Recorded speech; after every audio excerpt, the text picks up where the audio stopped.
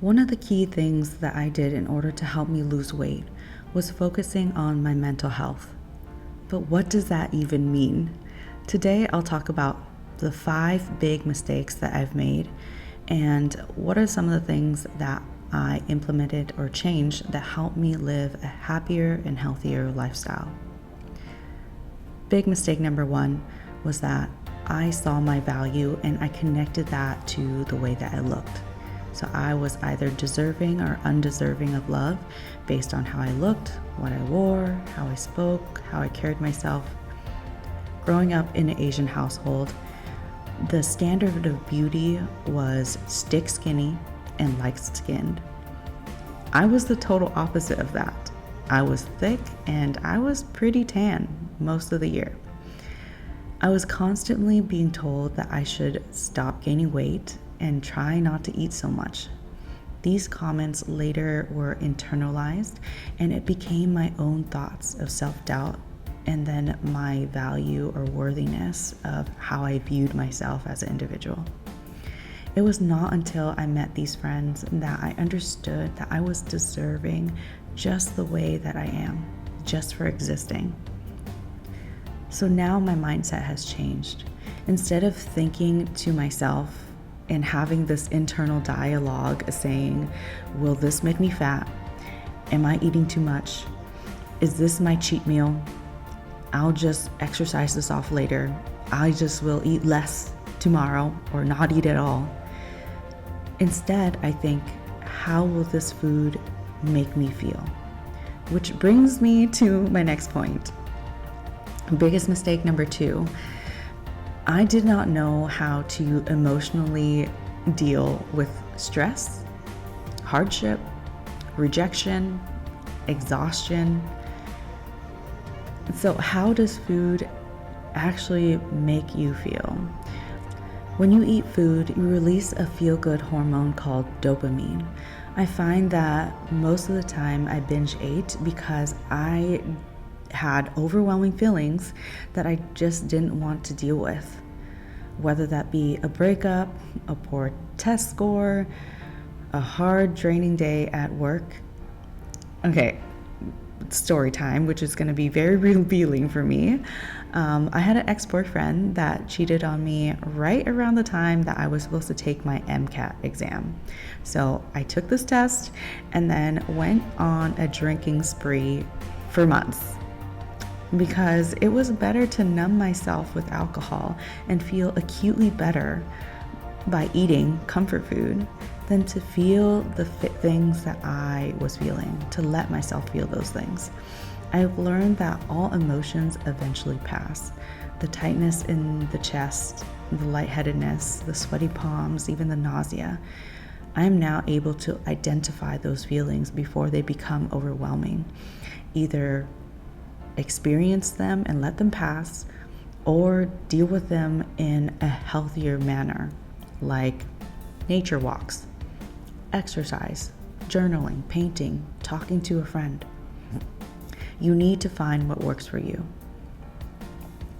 Mistake number 3 was that I did not listen to my body. I beat up my body. Essentially, we only see acute changes. We are only able to associate what we do now and the instantaneous results that we get, instead of seeing the changes that we make in our lives and how it impacts us in the following days, to months, to years. So really the next step is identifying those good behaviors and doing more of those. So for example, I know that every time I eat instant ramen, I have bloating that starts around day 2 and generally lasts for 1 to 2 weeks. And whenever I eat fast food, I get hungry within 1 to 2 hours, and then I feel like crap, and then I hate myself because I feel like I just ate and I'm gonna eat more and now I'm gonna overeat. And so it's a bad cycle. And so how do we use this information? Now, when I eat instant noodles, it just has to be on a Friday where I know that I don't have work the next day in case I need to use the bathroom, and no special events coming up so I don't have to take pictures. I obviously eat a lot less now because I just don't like the way it makes me feel, but know that I don't have to cut it out entirely. This makes me feel better because I still have that autonomy and that choice. You decide what risks are worth it for you. And then when I eat McDonald's, when I eat fast food, I know that I will be hungry. It's a given fact. And so I just add in a side of fiber, vegetables, fruit, and it makes me full. It makes me feel better. Everything in moderation. Find your balance. Mistake number 4, I thought that more was more, that I can sleep when I'm dead, and I had major FOMO mentality. Now I realize that your body needs rest and recovery. My body needs rest to build muscle. There are also studies that show people who got 7 to 9 hours of sleep lost more weight than those who slept just a few hours less, likely due to the increased stress or increased stress hormones such as cortisol. All weight loss comes down to a caloric deficit, but there are certain things that make it a lot harder for you to get into that caloric deficit, and stress can be one of them. Last mistake, number 5, is looking at food as good versus bad. This would lead to a lot of guilt when I ate those quote-unquote bad foods, which led to binge and restriction kind of pattern. Now I look at food more as in nutrient dense and less nutrient dense foods. Everything has a purpose, and I try to look at it as in this is going to feed my body a certain way.